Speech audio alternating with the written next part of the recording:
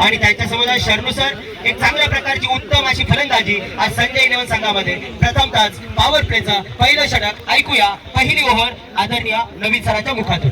आणि हा पहिला चेंडू, असा सुंदर असा चेंडू आणि वाईड साईड सारा एम्पायर द्वारा, म्हणजे असा उत्कृष्ट असा हा मैदान गोवेली मैदान. आणि इथं जो सामना होत आहे आता, म्हणजे प्रथमच टीम टिटवाला वॉरियर्स आणि टीम टिटवाला स्ट्रायकर्स 11 आणि शिक्षक सभा यांच्या संयोजित अतिशय सुंदर फटकार आणि हा चौकार.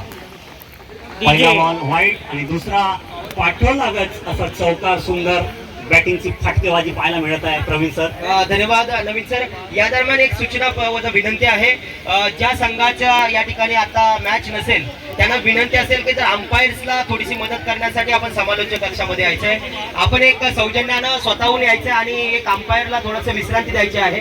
त्यांचा नाश्ता होईल तत्पूर्वी आपण या ठिकाणी अंपायरचं काम करण्यासाठी यायचंय. जाऊया मैदानाकडे, ऐकूया नवीन सरांना. क्षेत्र 51 रन म्हणजे जवळजवळ फटकेबाजी इथं दिसणारच आहे. तसेच यानंतरचा जो मॅच होणार आहे, सामना होणार आहे, त्यासाठी पण पुढील टीम सज्ज झालेली आहे. जय सेवालाल, मुंबई सुपर किंग्स. धन्यवाद नवीन सर. या दरम्यान नानासो गोळवे सर आपणास विनंती आहे, आपण समालोचक कक्षामध्ये यायचं. आणि पावला गाडे सर, दोघांना विनंती असेल आपण समालोचक कक्षामध्ये यायचं आहे. विकास गाडे आणि नानासो गोळवे दोन्ही खेळाडूंना माझी विनंती असेल आपण समालोचक कक्षामध्ये यायचंय. जाऊया मैदानाकडे. अर्थातच या ठिकाणी आपण ऐकत आहोत नवीन सर. सुंदर असा वारा, उन्हात आणि फटकेबाजी, कॅच पण चौकार. खूप सुंदर असा फटकार दिला आणि जजमेंट चुकला आणि 4 रन.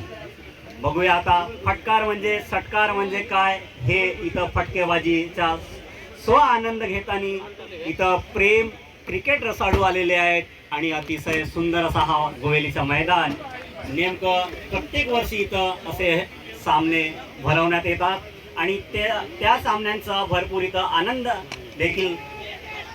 आणि सुंदर असा रनआउट, धाव बाद झाले आणि सुंदर अशी फिल्डिंग इथं बघायला मिळाली.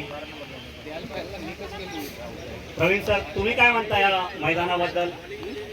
नक्कीच या ठिकाणी ऐतिहासिक मैदान, मी पहिलेच अगोदर सांगितलं की टिटवाळाच्या या गणपतीच्या पावनभूमीमध्ये असणार हे मैदान. आणि अर्थातच या ठिकाणी या मैदानामध्ये आतापर्यंत ज्या स्पर्धा पार पडल्या